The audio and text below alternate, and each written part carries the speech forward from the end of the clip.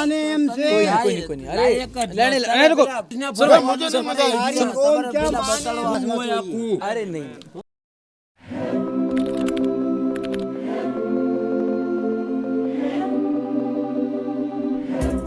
तुमको क्या बनना है भाई बड़े होगे? आर्मी, फौजी, police, police, doctor, Virat Kohli, हाँ विराट कोहली, धोनी, धोनी, नरेंद्र, नरेंद्र मोदी, नरेंद्र, अच्छा ओ रोनाल्डो बनना है। तुमको बड़े होके क्या बनना है? बड़े होके क्या बनना है? Army, army. अच्छा सब्जेक्ट कौन सा सब्जेक्ट पसंद है सबसे ज्यादा स्कूल में पढ़ते हो तो? रिंगड़ा, रिंगड़ा। अरे खाने का है वो, ये वही सीन हो गया वो नहीं कि कौन सा सब्जेक्ट पसंद है? आई एम बैगन, पढ़ने में सबसे अच्छा कौन सा लगता है? डरे पे, हाँ बैट बॉल, ये सब है खेलने वाले बच्चे, इनको खेलने में इंटरेस्ट है अभी। वो देखो कोहली, इसको बॉल खिलाओ कोई बेचारे को। ये देखो ये आउट हो गया, आउट हो गया। चलो तुम लोग खेलो खेलो खेलो। जब आप गुजरात के जूनागढ़ से गुजरोगे तो एक गांव आता है जंबूर। यहाँ पर जब आओगे तो देखोगे कि यहाँ के लोग बाकी गुजरातियों से कुछ ज्यादा अलग नहीं है। खाते भी वही हैं, बोली भी वही है, काम भी वैसे ही करते हैं, बस दिखते थोड़े से अलग हैं। ये लोग हैं सिद्दी लोग, Indians of African descent. Welcome to the Sunday Bharat series. 24 states in 2024. This is a journey to understand India. और इसके थ्रू देश का जो भी लेखा जोखा है वो 2024 इलेक्शन के पहले आप तक लाने की कोशिश कर रहे हैं।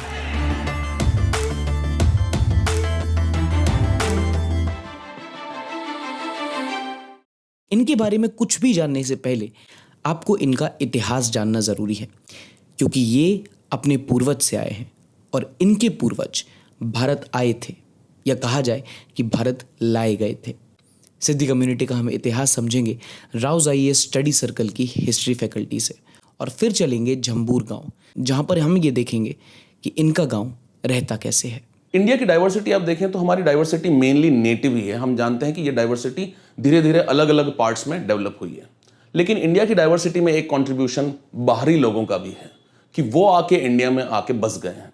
लेकिन ट्राइब्स के बारे में नॉर्मली ये माना जाता है कि ट्राइब्स इंडिया के नेटिव्स हैं और ये बाहर से आके नहीं बसे हैं। लेकिन सिद्दी ट्राइब एक ऐसी ट्राइब है जो कि इंडिया की नेटिव नहीं है। ये अफ्रीका से माइग्रेट करके इंडिया में आके बसे हैं। ये अफ्रीका से अपने आप माइग्रेट होकर नहीं आए हैं, इन्हें स्लेव ट्रेड के थ्रू लाके बसाया गया था, और नॉर्मली मुस्लिम रूलर्स के टाइम पे इन्हें वहां से लाके यहाँ बसाया गया। माना जाता था कि सिद्दी ट्राइब के लोग जो हैं ये काफी लॉयल होते हैं और अच्छे मजबूत लड़ाके बनते हैं। हालांकि जब ये इंडिया में आ गए तो इसमें कई ऐसे लोग थे जो कि बहुत ऊपर की पोजीशंस पे भी जाके फिट हो गए। For example Malik Ambar medieval India में एक बहुत इंपॉर्टेंट नोबल थे, लेकिन कई ऐसे थे जो कि एस्केप कर गए इन राजाओं से और जाके जंगलों में बस के रहने लगे। अगर बात करेंगे डिस्ट्रीब्यूशन की तो ये पाए जाते हैं महाराष्ट्र में, गुजरात में और कर्नाटका में। गुजरात पर्टिकुलरली इंटरेस्टिंग है क्योंकि वहां का जो गिर फॉरेस्ट है उसके अंदर आपको पता होगा एशियाटिक लायन मिलता है, और ये जो ट्राइब है एशियाटिक लायन के साथ इन्होंने अपनी लाइफस्टाइल को अडेप्ट कर लिया है। उनके साथ में ये कई सारे कल्चरल परफॉर्मेंसेस करते हैं जहां पे कि ये एशियाटिक लायन के प्रोटेक्शन के बारे में भी बात करते हैं। जहाँ जहाँ हम लोग हैं वहाँ लायन है, मगर उसको क्या है कि हम लोग परेशान नहीं करते, कि हम लोगों का जो परिवार है उसको परेशान नहीं करता, घर जैसा माहौल रहता है। अगर आप इनको कल्चरली देखें, दिखते ये अभी भी अफ्रीकन्स की तरह हैं। हालांकि क्योंकि ये इंडिया में कई सालों से रह रहे हैं, लैंग्वेज इंडिया की बोलते हैं, बट कुछ एलिमेंट्स ऑफ कल्चर वहां से भी आके इन्होंने यूज किए हैं। बात करें भारत सरकार की कि भारत सरकार इनको रिकॉग्नाइज करती है या नहीं करती है, तो इस टाइप की खास बात यह है कि क्योंकि ये इंडिया में आके कई सालों से रह रहे थे तो 1947 के बाद इन्हें इंडियन सिटीजनशिप दे दी गई है, और यहां तक कि भारतीय सरकार ने इन्हें प्रोटेक्शन भी दिया है in the form of including them into the scheduled tribe. इनको शेड्यूल्ड ट्राइब में भी इंक्लूड कर लिया गया है 2003 के अंदर। तो इससे हमें यह पता लगता है कि सिद्दी ट्राइब हमें इंडिया की डाइवर्सिटी के बारे में ये कई सारी ऐसी जानकारियां देती है जो शायद हमें आज तक नहीं पता थी, और हम हमेशा एज्यूम करते आए हैं कि ट्राइब्स जो हैं इंडिया के नेटिव्स हैं, पर इस ट्राइब को अगर अपन देखें तो ये अफ्रीका से आके इंडिया में बसे, जो कि एक बहुत ही रोचक बात है। बताओ भाई फिर आपकी कैसे यहाँ पे आपका आना कैसे हुआ? तो जो जब आए तो नवाब सरकार थे तब आए, ये 500 वर्ष बाद आए, पर जो बादशाह है बादशाह को नौकरी का चांस तो मिलना चाहिए। 12મું ભણેલું હોય કે 10મું ભણેલું હોય કે 11મું ભણેલું હોય તો બાદશાહને અત્યારે કોઈ નોકરી નથી મળતી, કોઈ હજુ કેમ નથી કરેલું? मैं हिंदी कम बोलता हूँ, मैं गुजराती ज्यादा बोलता हूँ। हाँ समझ गया मैं, आप जो बोल रहे हो ना थोड़ा सा हाँ। मेरे भी समझने में थोड़ा समस्या है।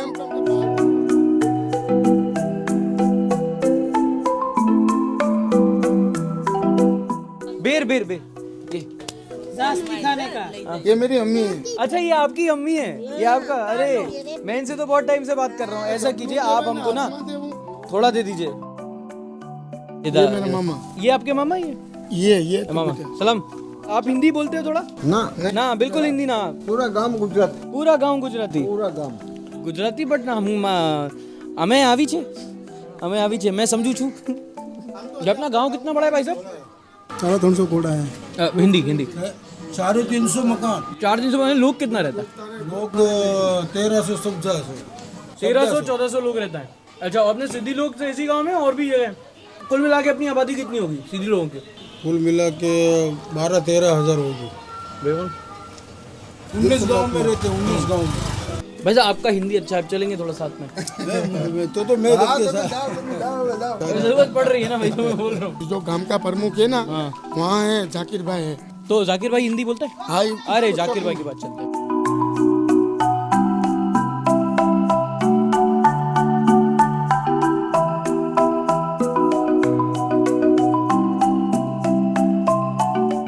आप लोग कितना, आपको 400-500 साल हो गया? 2-3 पीढ़ियां हो गई हो करीबन 7-8 बेटियां हो गई होती है ना? गुजराती तो आप लोग ऐसा बिल्कुल सेम गुजराती बोलते हो। कुछ चीज़ ऐसी हैं जो पहले से ट्रेडिशन आपका चला आ रहा है। एक तो मैंने सुना है आपका डांस बहुत होता है, कोई एक क्या नाम है उस डांस का? नृत्य धमाल धमाल नाच करते हैं। धमाल के अलावा भी और कोई ट्रेडिशन है जो अभी तक आप लोगों ने प्रिजर्व करके वो रखा? नहीं है कुछ नहीं, सिर्फ धमाल नाच होता है। धमाल नृत्य है ना, वही ना। और धमाल नाच भी यहाँ पे एक रोजगार का स्रोत है, जाते हैं रोजगार के पैसा आता है पूरा। मानो के अपने अगल बगल सब टूरिज्म आते हैं ना, तो सब सासन है, ये सब है, पूरा एरिया है ना गिर का, तो उसमें रिसोर्ट होते हैं पूरे, तो उसके सामने वक्त उसमें ट्राइबल डांस होता है। अच्छा। उसमें सब अपने गांव वाले सब रोजगारी के हिसाब से जाते हैं। धमाल नाच सिद्धियों का एक ऐसा ट्रेडिशन जो इनके पूर्वज करते थे, और आज जब ये लोग भारतीय संस्कृति में पूरी तरीके से मिल चुके हैं, भारतीय बन चुके हैं, धमाल नाच एक ऐसी चीज़ है जो इन्होंने अपने कल्चर के बारे में आज तक संजो के रखी है। जम्बूर के आसपास में जब विदेशी टूरिस्ट आते हैं या कोई त्योहार होता है तो सिद्धियों को बुलाया जाता है धमाल नाच करने, और इस गांव के ज़्यादातर लोगों की रोजी रोटी भी वही है। वो धमाल नाच करते हैं, उससे कुछ पैसे कमाते हैं और उससे अपना घर चलाते हैं। ये क्या है अंदर? अंदर दरगाह है। दरगाह है। अच्छा ये दरगाह है। यहाँ पे कोई भी अगर त्योहार होता है मेला लगता है यहाँ पे, और यहाँ पे धमाल नाच भी यही होता है। हाँ, धमाल भी यहाँ होता है। ज्यादातर लोग ना यहाँ पे कोई हिंदी नहीं बोलता है, लेकिन गुजराती सब बिल्कुल परफेक्ट बोलता है। कम मेरे हिंदी है फावता है तो मुझे मैं जीप तो रह जाती है। तो लोग क्या काम करते हैं यहाँ के? बस खेती मजूरी, कोई स्लिप में जाए, कोई ट्राइबल डांस में जाए। अच्छा सलाम। ये मेरे मामा है। हाँ आइए बैठिए। अच्छा आप कहाँ से आते हैं? अरे आप हिंदी बोलते हैं? हाँ। अरे माशाल्लाह भाई। ये मेरा सगा मामा है। तो आप बताए नहीं है हिंदी बोलते तो हैं? इनको हिंदी आती है, आपको कैसे नहीं आती? पढ़ाई नहीं कर पाते उर्दू अरबी में, वो हिंदी में नहीं है सब। उर्दू पढ़ी है? मैं उर्दू भी पढ़ी, वो हिंदी भी पढ़ता था। आपका क्या नाम? शुभ। शुभ? हाँ आपका नाम? हाँ शुभ नाम है आपका? इनका क्या? इनका शुभ नाम है।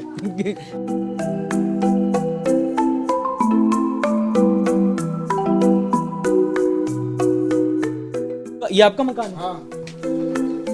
आपका मकान दिखाओगे? देख लो। आ जाओ।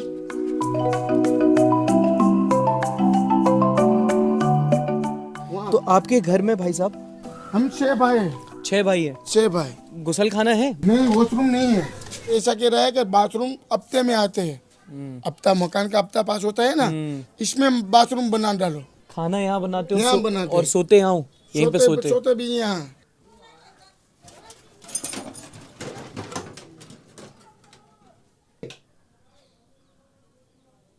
पानी और यहाँ पे बर्तन धोने का। हाँ। इसको बनाने का फिर आपने अर्जी दिया? पैसा आया? नहीं, पैसा नहीं आया? पास नहीं किया? नहीं पास नहीं किया। क्यों? बस 5 की कराना है हाँ। तो इसको पैसा देना पड़ता है। कैसे रहा जाता है यहाँ पे? नो बाथरूम, नो कोई, नो टॉयलेट, को कोई वस्तु नहीं। सोच करने यहाँ आते हैं। सोच करने यहाँ आते हैं, પછી वहाँ भी गटर, तो यहाँ सोच करने आता है। तो सोशल है तो आवाज जो है।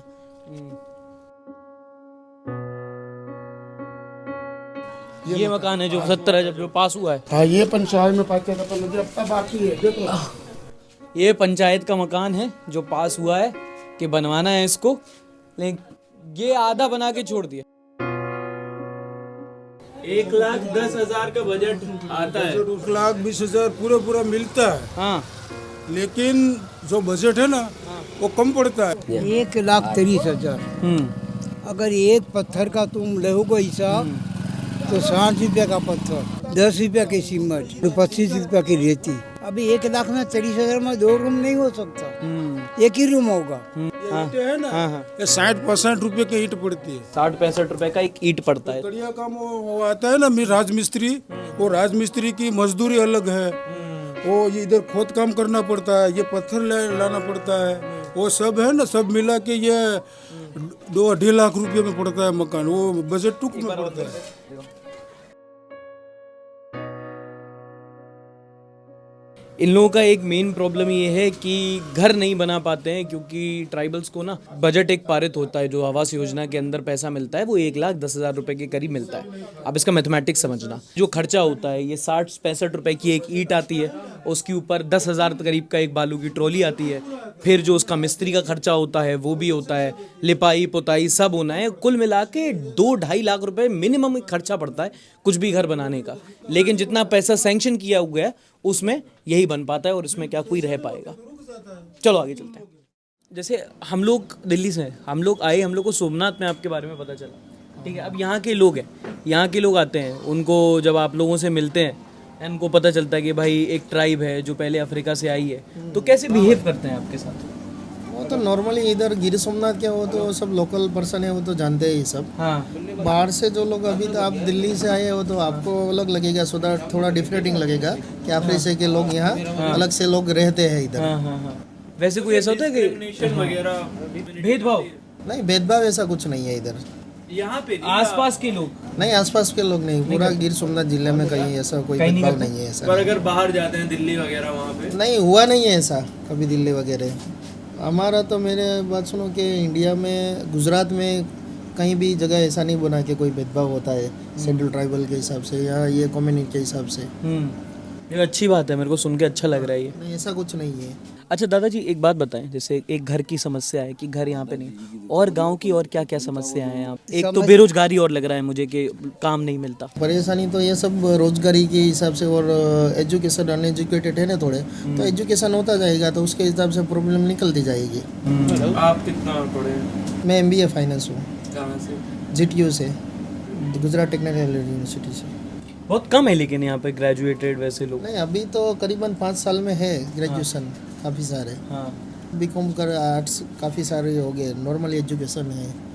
बीकॉम टेक्निकल कुछ नहीं है इतना। हाँ, यहाँ सरकारी सहायता में हमारा कोई धनी ये बाबा है ना, हाँ, नगासी बाबा, हाँ। उसके आश्रय पे और खुदा तू मालिक है और हम तेरे बंदे, जो खाना पहले मिल के खाएंगे, हाँ। नहीं तो यूँ करके सो जाएंगे। हमारा कौन परमेश्वर और खुदा और नबी और रसूल, ये बाबा, उसके सिवा हमारा तो कोई है ही नहीं। अच्छा, मुझे ना गुजरात के इस टूर में एक इंटरेस्टिंग बात पता चली कि भले ही सिद्धी लोग दिखते थोड़े अलग हैं, पर हैं तो पूरे भारतीय। उनकी समस्याएं भी बाकी गुजरातियों से कुछ अलग नहीं है। गांव में कुछ कच्चे मकान हैं जो अभी भी पूरी तरीके से बन नहीं पाए हैं। गांव में कुछ बेरोजगार हैं जो अभी भी नौकरी की तलाश कर रहे हैं। बच्चे हैं जो स्कूल के बाद टॉफी के लिए भागते हैं, और लोग भी रोटी कपड़ा मकान वाली परेशानियों से परेशान हैं। मैं इस गांव के और उसके लोगों के बारे में आपको और दिखाता, बट फिर बाद में कुछ हुआ यूं कि वहां पर आपस में लोग लड़ने लग गए। क्या माने हमसे?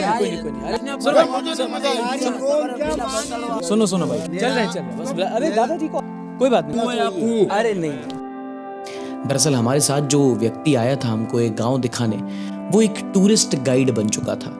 इतने सारे लोग होते थे जो अलग थलग दिखने वाले इन अफ्रीकन मूल के लोगों को देखने आते थे, उनकी गरीबी देखने आते थे। तो गांव के कुछ लोगों ने इसको अपना व्यापार बना दिया था। वो अपने गांव की गरीबी और अलगपन दूसरों को दिखाता था और उससे कुछ चंद पैसे ले लेता था।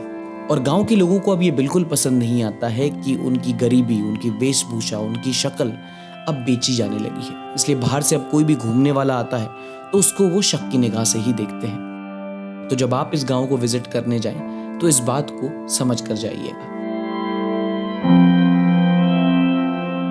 तो ये था मेरा गुजरात के जम्बूर गांव का एक्सपीरियंस। संडे भारत की इस जर्नी में हम ऐसी ही और स्टोरीज और वीडियोस आप तक लाने की कोशिश कर रहे हैं। अगर आप इस जर्नी में हमको सपोर्ट करना चाहें तो वीडियो में एंगेज करें, लाइक करें, कमेंट करें, शेयर करें और हमारे साथ जुड़ना चाहे तो हर यूट्यूबर वही बोलता है, चैनल को सब्सक्राइब करें। Thank you.